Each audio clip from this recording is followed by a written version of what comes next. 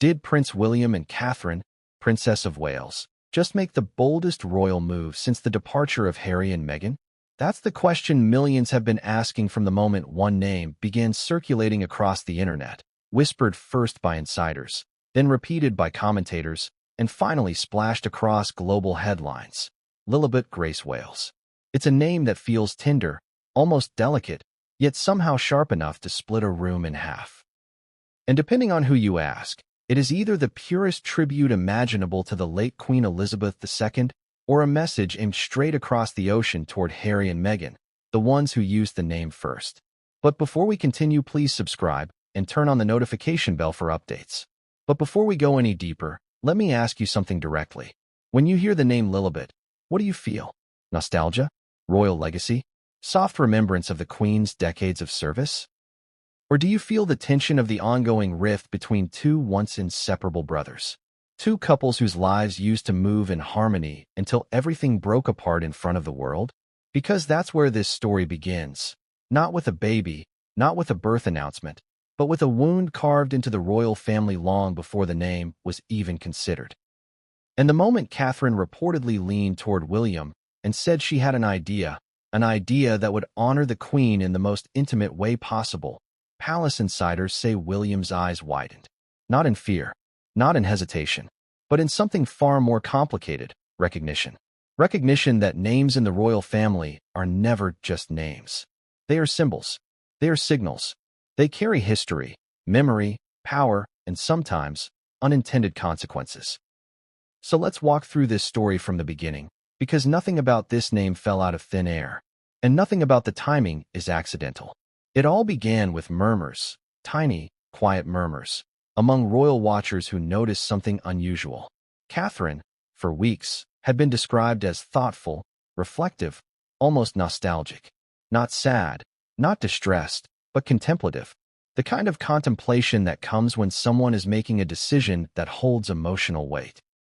At first, people assumed it was about the Queen, whose passing was still a fresh wound in Britain's collective memory. But then others began whispering that Catherine had been revisiting old letters, old conversations, even small moments she once shared with the Queen.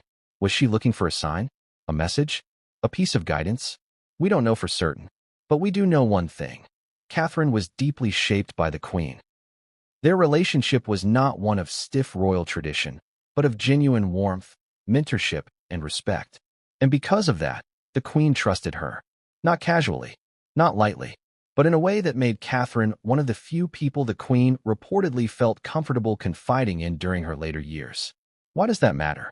Because it explains why Catherine might feel a powerful responsibility to carry the Queen's legacy forward. Not just as the future Queen consort, but as a daughter-in-law who held an unusually close bond. And when you look at the timing of this name decision through that lens, everything suddenly becomes clearer and much more dramatic. But before we talk about why William agreed to this name and why the entire royal world seems to be reading between the lines, we have to talk about the moment the name Lilibet first exploded into modern headlines. Because that moment did not happen with William and Catherine. It happened with Harry and Meghan. Remember that day? The day Meghan and Harry announced the birth of their daughter and revealed her name, Lilibet Diana. The world reacted instantly, with shock, confusion, admiration, and controversy all swirling together like a storm. Lilibet, the Queen's childhood nickname, the name used only by her parents and Prince Philip. A name so intimate it almost felt untouchable. People asked, did they ask permission? Did the Queen approve? Was it a loving tribute or something more complicated? Even now, those questions linger. And here's the twist, the very twist that gives this new baby name its explosive power. Because when Harry and Meghan used the name, many assumed that was it, that the name had been consumed, claimed, used. But inside the palace, according to those familiar with royal traditions, names don't work that way. Especially not a name connected to the monarch herself. Which brings us back to the Waleses. Imagine being William, the future king, the firstborn grandson of the Queen. Imagine being the one who spent decades preparing for the responsibilities that come with that destiny. Now imagine watching a name so closely tied to your grandmother's identity being launched into the world by a brother who had stepped away from his royal duties. and on terms that sparked one of the biggest family fractures in modern royal history. Would that stir something in you? Not bitterness, not anger, but something more subtle. Something like unfinished business?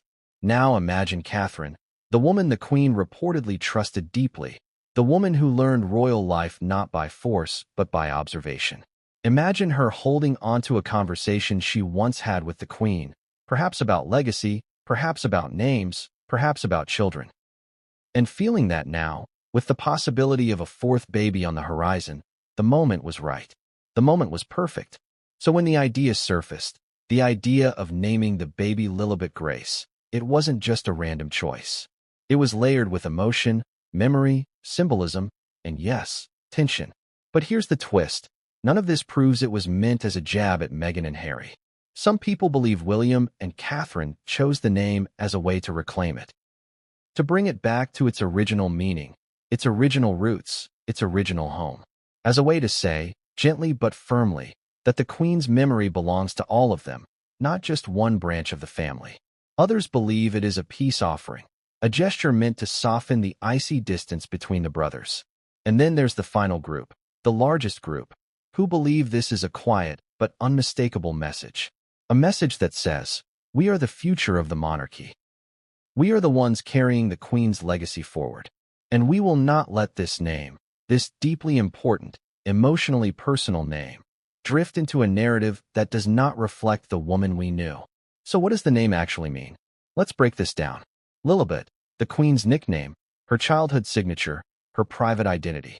Grace, a name symbolizing forgiveness, dignity, elegance, growth, humility, and spiritual light. Together, Lilibet Grace becomes a statement of legacy and mercy intertwined, a tribute wrapped in calm power, a name that points backward toward history and forward toward healing, all at once. And as this story spreads, it becomes clear why the world is captivated. Because this isn't just about a baby. It's about memory. It's about symbolism. It's about a family that has been shaken apart and the decisions that echo through generations. But the biggest question is this: why now? Why would William and Catherine choose to use this name only now, years after the Sussexes used it first? Why wait until a fourth child? Why wait until after the Queen's passing? Why choose a moment when the royal family remains fractured, when public loyalty is split, when every decision is amplified 1,000 times? That's where things get interesting. Because timing, in the royal family, is everything. Every announcement, every appearance, every gesture is made with precision. And when a decision like this happens, a decision that pulls so directly from the heart of royal history, you can guarantee there was deliberate thought behind it. Did Catherine push for the name? Did William feel the weight of the Queen's legacy? Did the couple have private conversations about what this choice would signal to the public? Did they hesitate? Did they worry? We don't know the exact answers. But we do know this: William and Catherine are not impulsive. They are thoughtful, strategic. They understand public sentiment. They understand symbolism. And they understand the delicate balance of honoring tradition while navigating modern scrutiny. Which is why the name Lilibet Grace Wales is resonating so deeply, because it feels like a moment of clarity in the midst of complicated family dynamics. A moment that says, the Queen's legacy didn't end when she passed. It lives on in the choices her family makes. Now, as this name spreads across the world, interpretations swirl. Some celebrate it. Some question it. Some read it as gentle shade. Others read it as a tender embrace of the Queen's memory. But one thing is certain. This name has reopened conversations about the royal rift, the Queen's influence, and the future of the monarchy in a way few anticipated. And here's the part you're not expecting. Out of everything we've discussed, there is still one more layer. One more twist that explains why this name matters more now than ever. A twist that pulls together family loyalty, unresolved tension, and a private detail that lived quietly behind palace doors until now. Because once you understand the final piece of this puzzle, once you understand why the Queen's name held such power in William's heart, the entire story changes. But what came next would change everything, and no one saw it coming. The first shock didn't come from an official palace announcement. It didn't come from a press conference, a photo call, or a carefully worded statement drafted by a communications team trained to control global narratives. No, The shock came from a whisper. One whisper. One tiny leak that seemed to come out of nowhere. Then another whisper joined it. And before the palace even had time to react, the name Lilibet Grace Wales was already traveling across continents. That's how quickly it began. That's how fast the world changed. Let me ask you something. Have you ever witnessed a moment so unexpected that the silence afterward felt louder than the news itself? That's exactly what happened.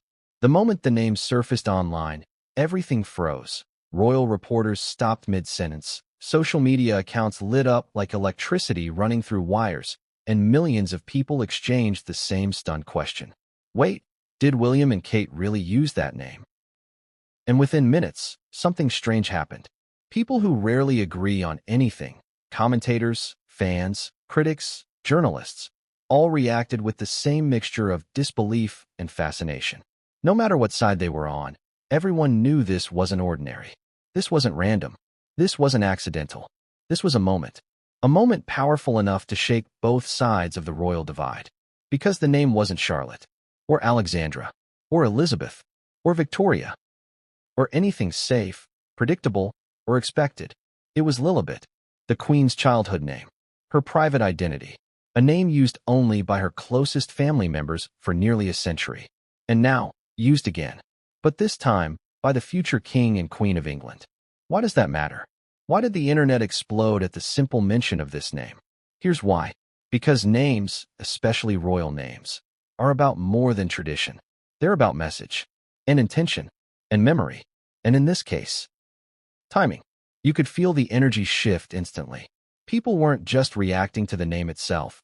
They were reacting to what the name represented. A tribute? A reclaiming? A subtle message? A spark that reignites old questions about the relationship between two brothers whose lives used to move in perfect step until everything broke apart? It was all of that, and more. Within an hour, the first headline appeared. William and Catherine's baby name choice leaves nation stunned. 5 minutes later, symbolic or strategic? The story behind Lilibet Grace. Then another, royal fans divided. Is this a tribute or a statement? But the conversation didn't just explode, it fractured. Some celebrated it immediately, saying it felt right, natural, heartwarming. That of all the people in the royal family, William had the deepest connection to the Queen. That Catherine had grown into one of the Queen's most trusted confidants. That using the name Lilibet was a beautiful continuation of the Queen's legacy within the family that would carry her memory into the future. Others, however, saw something else, something sharper. Something heavier. They whispered that the name was deliberate, not in a malicious way, but in a way that made a point. A statement. A reminder. They believed William and Catherine were reclaiming the Queen's name from a narrative that had drifted away from the monarchy and into the storm of modern media. And then there was a third group, the quietest but perhaps the most interesting, who didn't know what to think. They weren't rushing to celebrate or criticize. They weren't choosing sides. Instead, they watched, waited, analyzed, reading between every line, every headline, every subtle clue. Because they, more than anyone, understood something critical. In the royal world, nothing happens without context. And context is everything. Let's revisit the moment the name first slipped into the public conversation. It wasn't through an official announcement. It wasn't confirmed by the palace.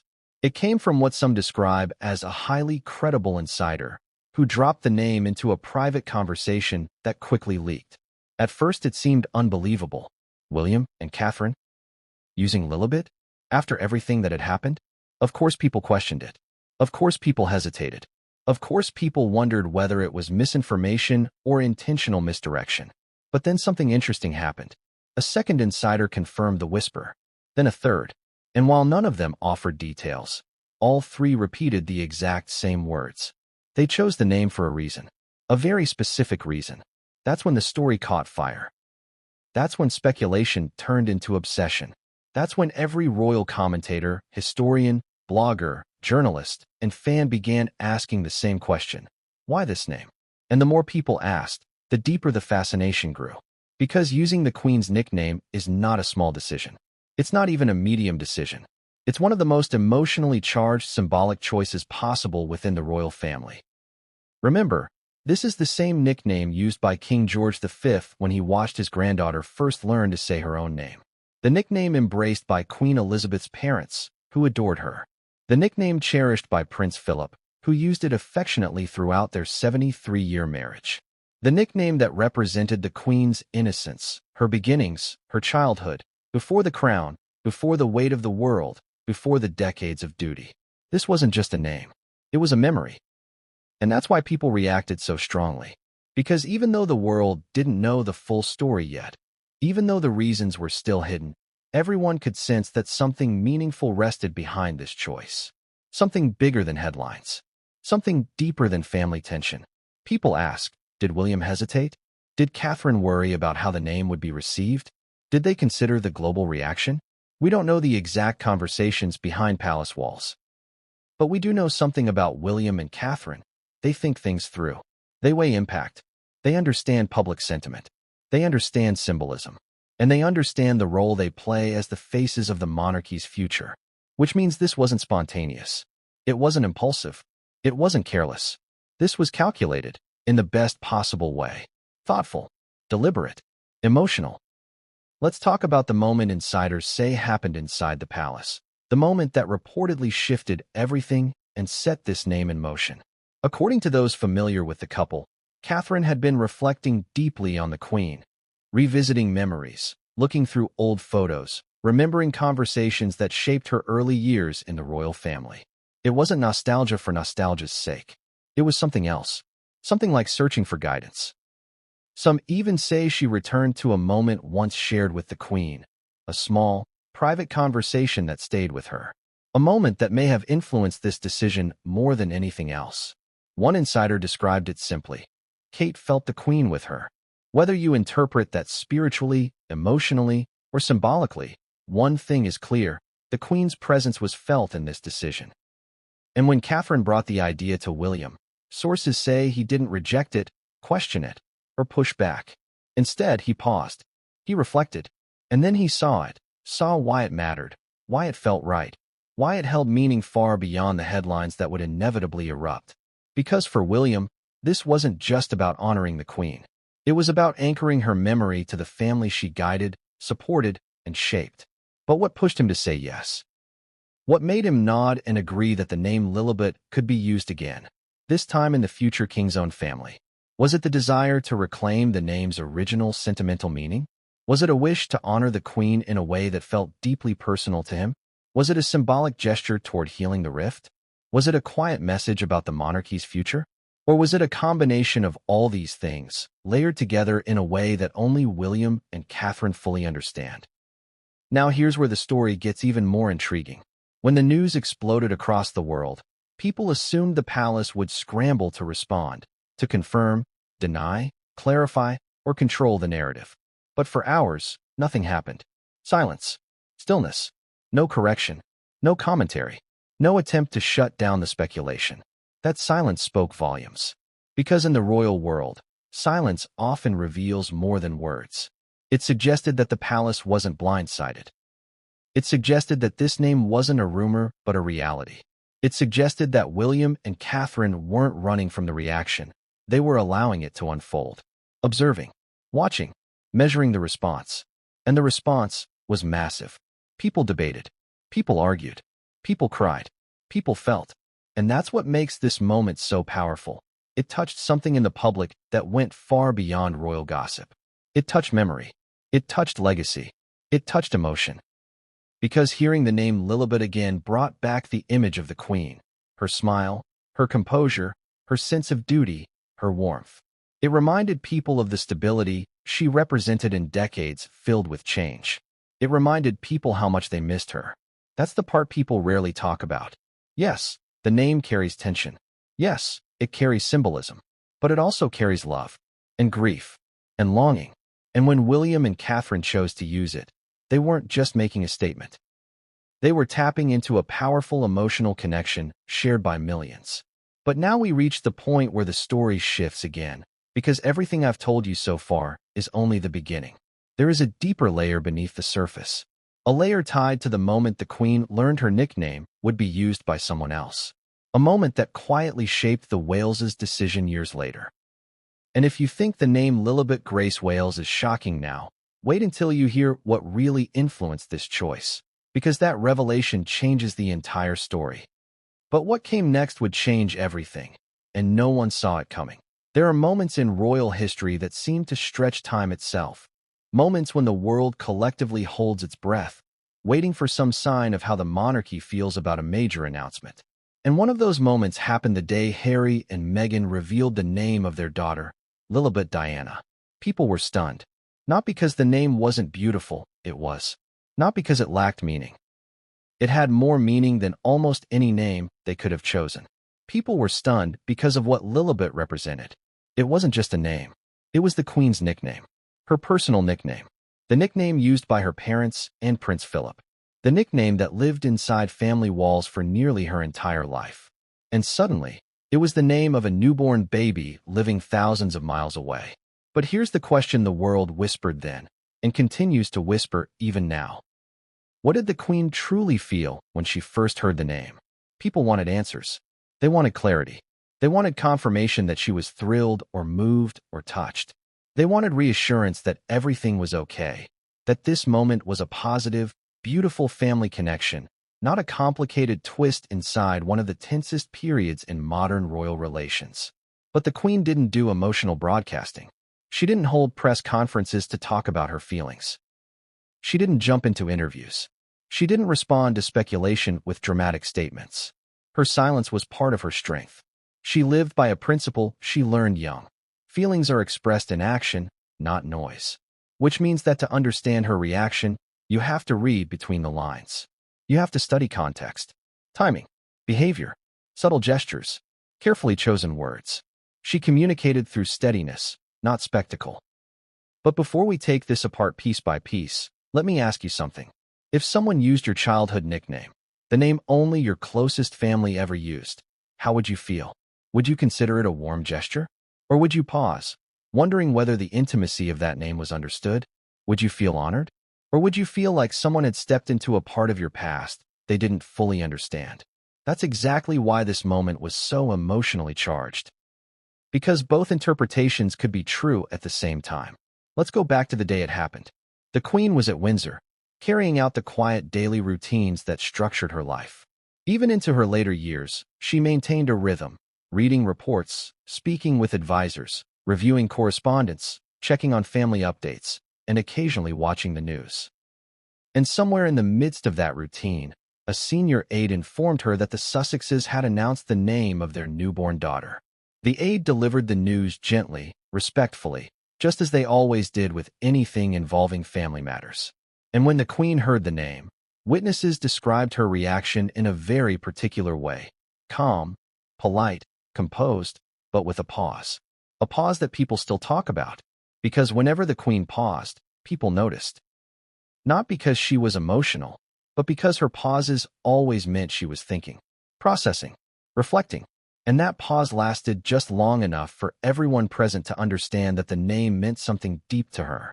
Not alarm, not frustration, not anger, meaning. Let's talk about why. The Queen grew up as Lilibet, not Elizabeth, not Her Majesty, not Your Majesty, not the Queen, just Lilibet. It was the name she heard when she toddled across the nursery floor. The name her parents whispered when they tucked her into bed. The name Philip joked with, teased with, comforted with. It was a name that belonged not to the crown, but to the girl who existed before the crown, to the private self. And when the Queen's private nickname entered the public world as the name of her great-granddaughter, the emotional layers were enormous. But here's where it gets complicated. Because every circle of people close to the Queen had a slightly different interpretation of her reaction. Some say she was touched. Others say she was surprised. Others say she was uncertain how it would be received by the public. And then there is a final group, smaller but influential, who say the Queen was simply thoughtful. Thoughtful in a way that only she could be. Thoughtful in the way that comes when someone steps into a part of your history without fully understanding the weight that history carries. Let's break this down carefully and respectfully. The Queen absolutely loved Harry. That has never been disputed. She adored him from the day he was born. She supported him. She guided him. She allowed him space to be himself in ways few royals were ever given. Even when circumstances changed, her affection didn't. And because of that affection, it's completely believable that she felt touched by the idea that her great-granddaughter carried a nickname so personal to her. At the same time, the queen was aware of context, timing, the environment in which the name was used, the global narrative, the family dynamics. She would have known that people would speculate. She would have known the name would spark questions. She would have known it would draw comparisons, commentary, and emotional reactions. So, did she approve it? Yes, the Sussexes said she did. Did she feel honored? Possibly, and many believe she did. But was it uncomplicated? That's where opinions differ. Let's look at the most respectful interpretation first. Some insiders believe the Queen saw the name as a gesture of connection, a way for Harry to express that he still loved his grandmother deeply, even while living a new life. For this group, the Queen's reported smile after hearing the name wasn't symbolic tension. It was a moment of soft, genuine affection. But others point to the Queen's history of emotional discretion, how she often smiled politely even when she had concerns, questions, or reservations. This group believes the Queen may have felt a mixture of feelings: touched, surprised, and perhaps cautious. Not hurt, not upset, but quietly reflective. And then there are royal historians, the observers who spend their lives analyzing patterns and context, who say the Queen possibly felt that the name belonged to a chapter of her life that wasn't meant to be replicated. Not because she didn't want the tribute, but because some names carry a kind of intimacy that becomes fragile when shared outside their original world. Which brings us to the Waleses. William and Catherine were incredibly close to the Queen. Their relationship was built over years of trust, patience, and steady growth. The Queen admired Catherine's quiet resilience and steady presence. She admired William's calm leadership. They, in turn, admired her wisdom. And because they were close, they were aware of subtleties in the Queen's reactions, subtleties most outsiders never saw. They saw her pauses, her careful choices, her gentleness mixed with firmness, her way of carrying memories without broadcasting them. So when Harry and Meghan used the name Lilibet, William and Catherine observed not just the public reaction, but the Queen's inner stillness. That stillness stayed with them. It wasn't negative. It wasn't dramatic. It wasn't a scandal. It was simply a moment. A moment that made William reflect. A moment that made Catherine empathetic. A moment that later shaped their own conversation about names. Because here's the key twist that most people don't know. The Queen never said she disliked the name, but she also never said she expected anyone else to use it. She kept her thoughts private, as she always did. And that privacy created a question mark that became part of the Waleses' emotional landscape. Now imagine how William felt, as the Queen's grandson, the future king, and someone deeply connected to her legacy. Imagine him hearing the name used in a way that sparked global conversation. Imagine him wondering whether this name, this personal nickname, would be defined forever by that moment. He wouldn't have been angry. He wouldn't have been bitter. William isn't someone who operates from spite, but he would have remembered, and that memory would have settled in his heart, not as tension, but as unfinished story. Now imagine Catherine, the woman the Queen trusted deeply, the woman who learned royal life not from drama but from observation, the woman who understood how much the Queen valued privacy and meaning. Catherine, too, would have felt something gentle, something reflective, something emotional. She, more than anyone, understood how names carry stories. And maybe that's why this moment didn't end for them the day Harry and Meghan announced the name. Maybe that's why it lingered quietly in the background of William and Catherine's lives, not as conflict, but as unresolved memory. Because here's where this chapter takes a dramatic turn. When the Waleses considered names for their fourth child, something happened. Something that pulled this past moment into the present.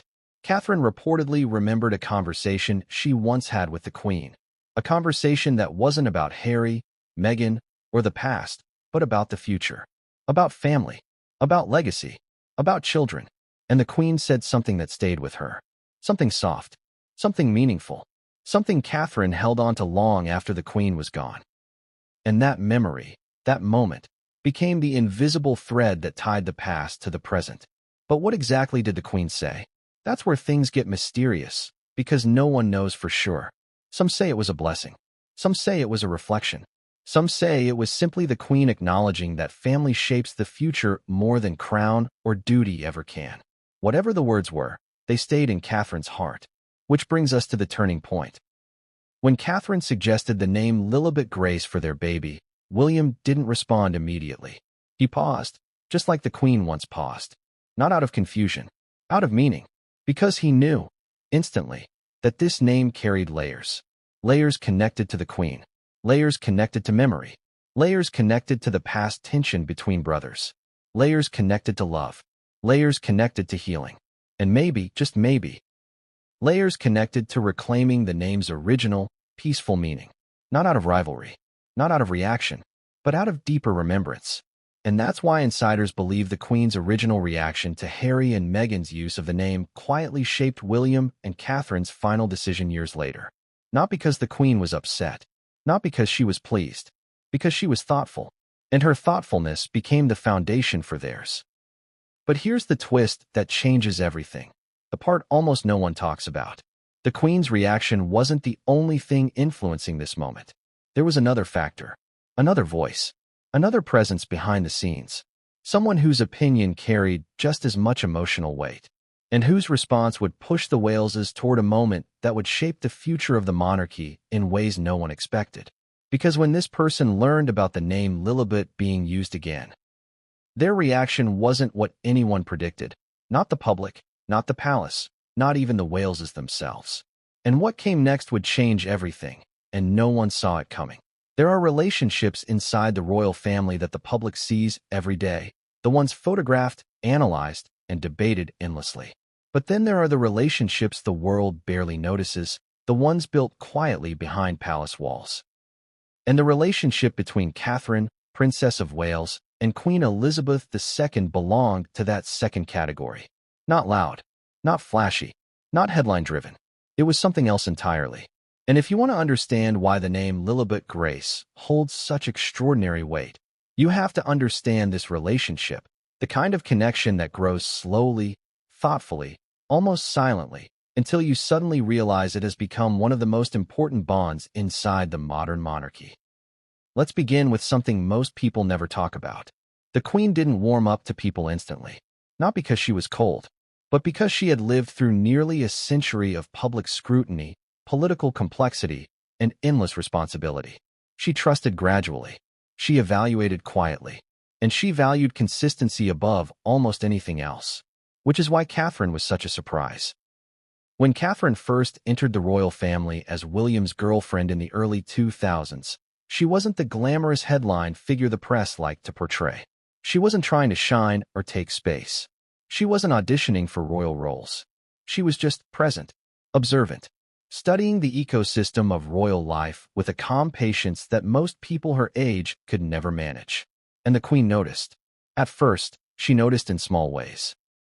The way Catherine didn't seek cameras, the way she blended into family gatherings, the way she supported William without overshadowing him. Then she noticed Catherine's consistent behavior through storms, breakups, reunions, press frenzy, public pressure, speculation. Catherine didn't react impulsively to any of it. She held steady, and the Queen valued steadiness more than most people can imagine. Let me ask you something.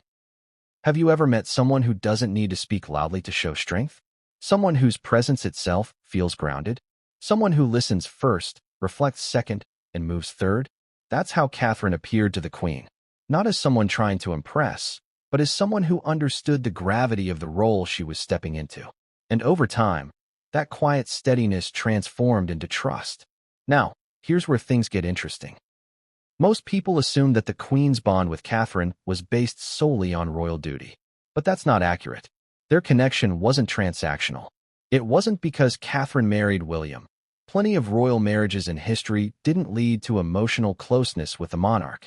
This bond grew because Catherine carried herself in a way that reminded the Queen of values she cherished deeply. Dignity, patience, self-control, kindness, respect for family, respect for tradition, respect for privacy.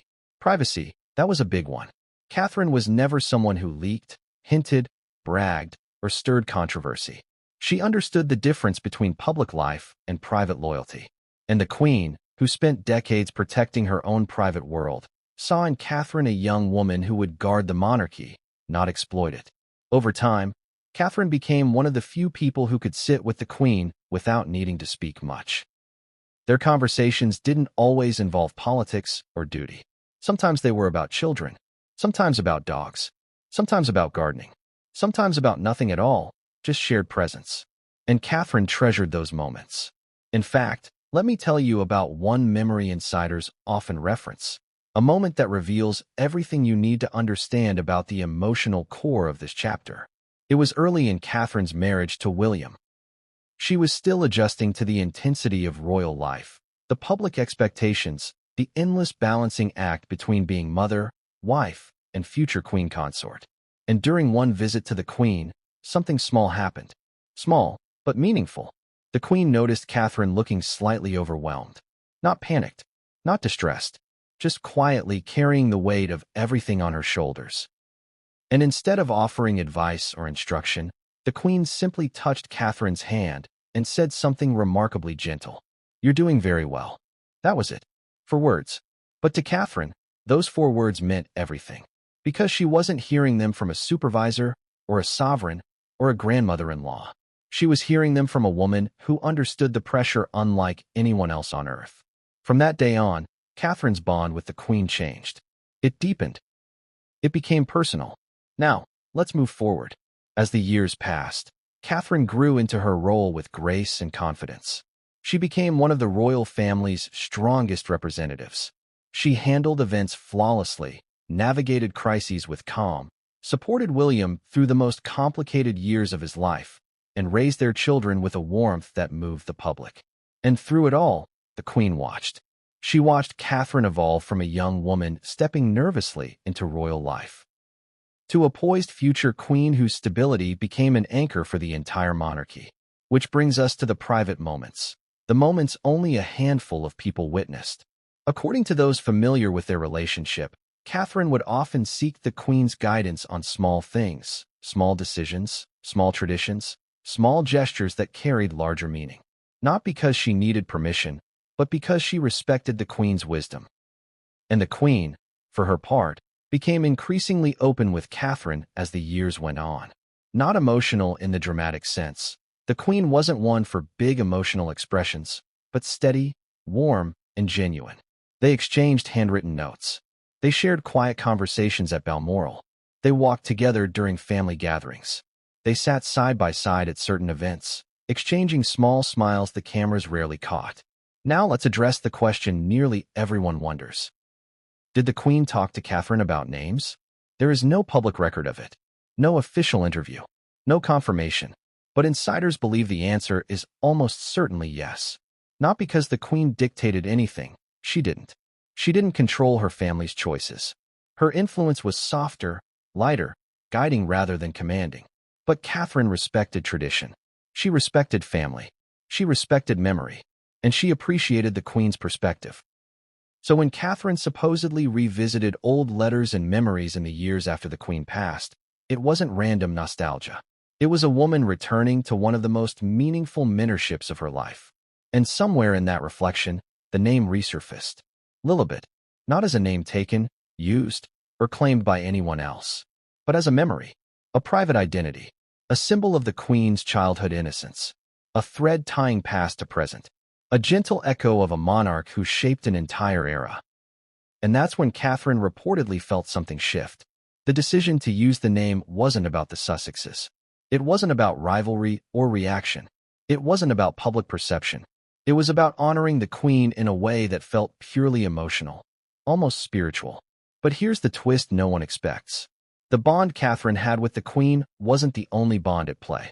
There was one more connection, one more emotional layer that shaped the name decision. It wasn't just about Catherine loving the Queen. It was about the Queen loving Catherine. Royal insiders describe it as mutual respect, mutual affection, a relationship that grew quietly but firmly. The Queen appreciated Catherine's steady loyalty. Catherine appreciated the Queen's guidance and acceptance. And in the final years of the Queen's life, that bond deepened even more. Which leads us to one of the most important whispered details in this entire story.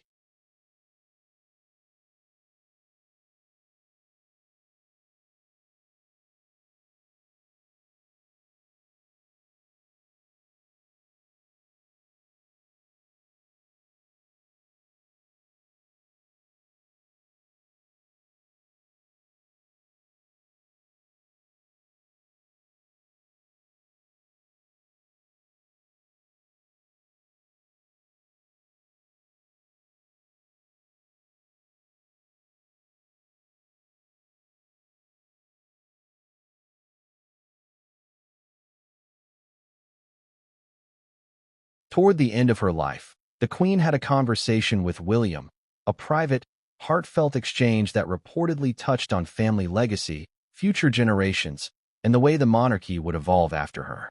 No one knows the exact words, but people who were close to the Queen say she expressed something about the future being safe in William and Catherine's hands. That message stayed with him, and it stayed with Catherine. So when Catherine eventually told William she had been thinking about a name that would honor the Queen's memory in the most personal way possible, William didn't need convincing. He understood instantly, because this wasn't just Catherine's connection. It wasn't just the Queen's memory. It was something shared, and something sacred. But before we move to the next chapter, let me ask you something important. Have you ever felt someone's influence long after they were gone? Have you ever heard their words echo years later, in a moment when you suddenly understood them differently? Have you ever made a decision not because you were asked to, but because you felt guided? That's what happened here. Catherine didn't choose the name Lilibet Grace out of reaction. She chose it out of remembrance. But the story doesn't end here, because there's another part of this decision that shaped everything. A part the public knows nothing about. A part tied not to the first name, but to the second. Because while Lilibet carries history, emotion, and memory, the name Grace carries something else entirely. Something deeper, something symbolic, something that changes the meaning of the entire name. And once you understand why Catherine added the name Grace, the entire story transforms before your eyes. But what came next would change everything, and no one saw it coming. The moment the name Lilibet Grace Wales surfaced, most people focused on the first half, the name that carried the late Queen's heartbeat, her childhood laughter, her cherished memories. But the real twist, the real emotional current running beneath this story, isn't just in the name Lilibet. It's in the name tucked quietly behind it. Grace, a word so short, so soft, so deceptively simple that many didn't notice its power at first. But once people stopped staring at the name Lilibet and shifted their attention to the middle name, the tone of the conversation changed. Because Grace wasn't chosen randomly. Grace wasn't a filler. Grace wasn't a throwaway addition. Grace was a message. Before we break that message apart piece by piece, let me ask you something. When you hear the word grace, what comes to mind? Forgiveness? Elegance? Strength under pressure? Calm after a storm? The quiet ability to keep going even when life becomes heavy? Grace is one of those rare words that carries emotional weight without needing explanation. And Catherine, who chooses her words with care, didn't pick it lightly. In fact, and this is where things get interesting, some insiders believe Grace wasn't the second name at first, that the Waleses originally had a different middle name in mind, a more traditional royal name, a name connected to history, not symbolism. But then something happened, something that made Catherine pause, rethink, reflect, and ultimately change the direction entirely. We'll get to that. But first, we need to understand why Grace matters so much. Let's rewind for a moment. Grace has always been one of Catherine's defining qualities. People often talk about her poise, her elegance, her calm presence, but they don't talk enough about the way she carries herself in difficult moments. The way she remains steady when others would fall apart. The way she navigates challenges, whether public or private, with a kind of quiet resilience. And let's be honest, Catherine has lived through more public storms than most people can imagine. At every step, her response has been the same: dignity, composure, steadiness, grace. So when Catherine proposed adding Grace to the baby's name, many believe she wasn't just thinking of the child. She was thinking of the world the child would inherit. A world of scrutiny, expectations, comparisons, and endless commentary. She wasn't choosing a name. She was choosing an anchor. Something the child could grow into. Something the child could carry proudly. Something that would remind the world of values the Wales family wants to represent. Kindness, forgiveness, inner strength, dignity, warmth, humanity. That's the emotional meaning. Now let's dig deeper, because there's another layer. A more symbolic one. The royal family has long used names to convey messages. Names signal alliances, honor ancestors, mend family wounds, acknowledge history, and sometimes remind others of the values that matter most. Grace, in this case, feels like a reminder. A reminder of what the monarchy stands for at its best. A reminder of what the Queen embodied. A reminder of what William and Catherine hoped to instill in their children. And perhaps, a reminder of what is still possible. Even between family members divided by distance, choices, and misunderstandings. Now, I want you to picture something. Imagine Catherine, sitting in a quiet room at Windsor or Kensington Palace, thinking about the future child she is carrying. Imagine her reflecting on the world that child will grow up in, a world where everything is dissected, where every gesture becomes a headline, where every decision becomes a debate, where every name becomes a message. Imagine her thinking about the Queen, the woman who embodied stability, patience, responsibility, and grace more than almost anyone else in the world. And then imagine Catherine choosing Grace because she wanted her daughter to carry a bit of that legacy forward. Grace isn't flashy. Grace isn't fiery. Grace doesn't shout. Grace endures. Which brings us back to the Queen, and here's where things get emotional.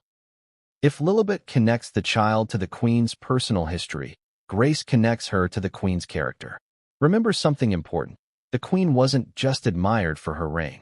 She was admired for her composure, her steadiness, her ability to face monumental responsibilities with dignity, her ability to remain calm in moments of crisis, her ability to forgive without ever making forgiveness a spectacle. Grace was one of the deepest threads running through her entire life. And Catherine knew that, which makes the pairing of Lilibet and Grace feel like more than a sentimental tribute. It's a philosophy, a blueprint, a hope for who this child will become. But the symbolism doesn't stop there, because there's another interpretation growing in the public conversation, one that is more emotional, more dramatic, and more complicated. Some believe Grace was chosen as a gesture toward healing. Healing between William and Harry, between the two branches of the family, between two narratives that have drifted far apart. Not a reconciliation, not a statement of blame, not even an apology, something quieter. A reminder that even in families that disagree, grace is possible. Understanding is possible. Empathy is possible. Growth is possible. This interpretation doesn't accuse anyone of wrongdoing. It simply recognizes something universal. Families are complicated, and healing takes time. William and Catherine aren't the type to broadcast their emotions. They don't make dramatic gestures. They don't take public swipes. They don't escalate tension. If anything, they do the opposite, which is why some believe the name Grace was chosen to shift the tone, gently, to say, we see the past, to say, we acknowledge the complexity, to say, we choose to move forward with kindness. But let's be clear, this isn't about sending messages through children.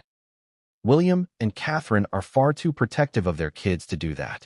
But parents choose names that reflect their values, their hopes, their vision of the world they want to build. And the value of grace, real grace, the kind that stays steady in storms, is something this family needs now more than ever. Now here's the twist, the moment where everything becomes even more fascinating. Some insiders say Grace wasn't the original middle name. Before the Queen's passing, before certain events unfolded, before certain conversations took place, the Waleses reportedly had another name selected. A traditional one, a royal one, a name that would have fit perfectly within history books, but carried none of the symbolic weight that Grace now carries. What changed? According to those who observed Catherine closely, something shifted in her after the Queen's death. Something about the Queen's final months. Something about the conversations they shared.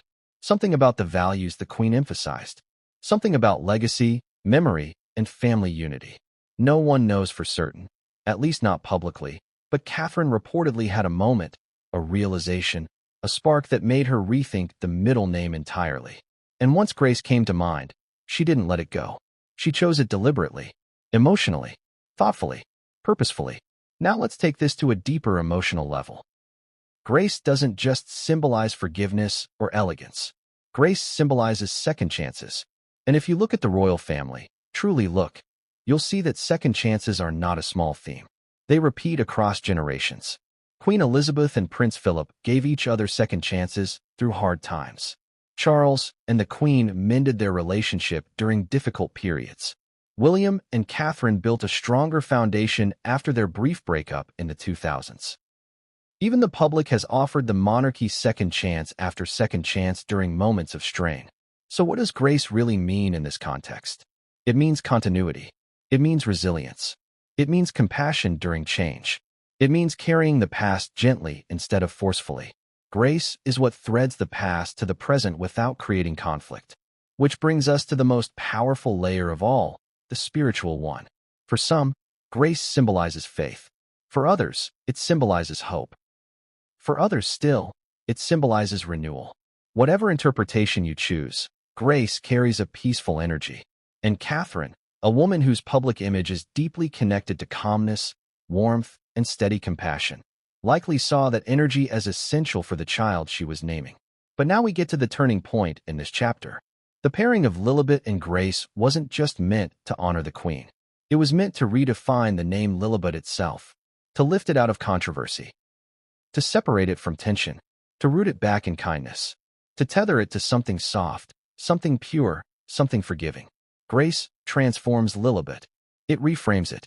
It rebalances it. It gives it new meaning. And the public wasn't expecting that. People thought the story would be about rivalry, reactions, emotional echoes. They didn't expect the heart of the story to be something so gentle, something so hopeful. But before we close this chapter, there's one more twist. Grace wasn't the original middle name, but it wasn't the only middle name considered either. There was another option, a name that would have sent the opposite message, a name that carried sharpness instead of softness, a name that would have stirred far more tension than peace. And when Catherine mentioned that name, even just hypothetically, William reportedly froze, because the meaning behind that original choice would have changed everything. And what came next would change everything. And no one saw it coming. The moment the name Lilibet Grace Wales surfaced, most people focused on the first half, the name that carried the late queen's heartbeat, her childhood laughter, her cherished memories. But the real twist, the real emotional current running beneath this story, isn't just in the name Lilibet. It's in the name tucked quietly behind it. Grace, a word so short, so soft, so deceptively simple that many didn't notice its power at first. But once people stopped staring at the name Lilibet and shifted their attention to the middle name, the tone of the conversation changed. Because Grace wasn't chosen randomly. Grace wasn't a filler. Grace wasn't a throwaway addition. Grace was a message. Before we break that message apart piece by piece, let me ask you something. When you hear the word grace, what comes to mind? Forgiveness? Elegance? Strength under pressure? Calm after a storm? The quiet ability to keep going even when life becomes heavy? Grace is one of those rare words that carries emotional weight without needing explanation. And Catherine, who chooses her words with care, didn't pick it lightly. In fact, and this is where things get interesting, some insiders believe Grace wasn't the second name at first, that the Waleses originally had a different middle name in mind, a more traditional royal name, a name connected to history, not symbolism. But then something happened, something that made Catherine pause, rethink, reflect, and ultimately change the direction entirely. We'll get to that. But first, we need to understand why Grace matters so much. Let's rewind for a moment. Grace has always been one of Catherine's defining qualities. People often talk about her poise, her elegance, her calm presence, but they don't talk enough about the way she carries herself in difficult moments. The way she remains steady when others would fall apart. The way she navigates challenges, whether public or private, with a kind of quiet resilience. And let's be honest, Catherine has lived through more public storms than most people can imagine. At every step, her response has been the same: dignity, composure, steadiness, grace. So when Catherine proposed adding Grace to the baby's name, many believe she wasn't just thinking of the child. She was thinking of the world the child would inherit. A world of scrutiny, expectations, comparisons, and endless commentary. She wasn't choosing a name. She was choosing an anchor. Something the child could grow into. Something the child could carry proudly. Something that would remind the world of values the Wales family wants to represent. Kindness, forgiveness, inner strength, dignity, warmth, humanity. That's the emotional meaning. Now let's dig deeper, because there's another layer. A more symbolic one. The royal family has long used names to convey messages. Names signal alliances, honor ancestors, mend family wounds, acknowledge history, and sometimes remind others of the values that matter most. Grace, in this case, feels like a reminder. A reminder of what the monarchy stands for at its best. A reminder of what the Queen embodied. a reminder of what William and Catherine hoped to instill in their children, and perhaps a reminder of what is still possible, even between family members divided by distance, choices, and misunderstandings. Now, I want you to picture something. Imagine Catherine sitting in a quiet room at Windsor or Kensington Palace, thinking about the future child she is carrying.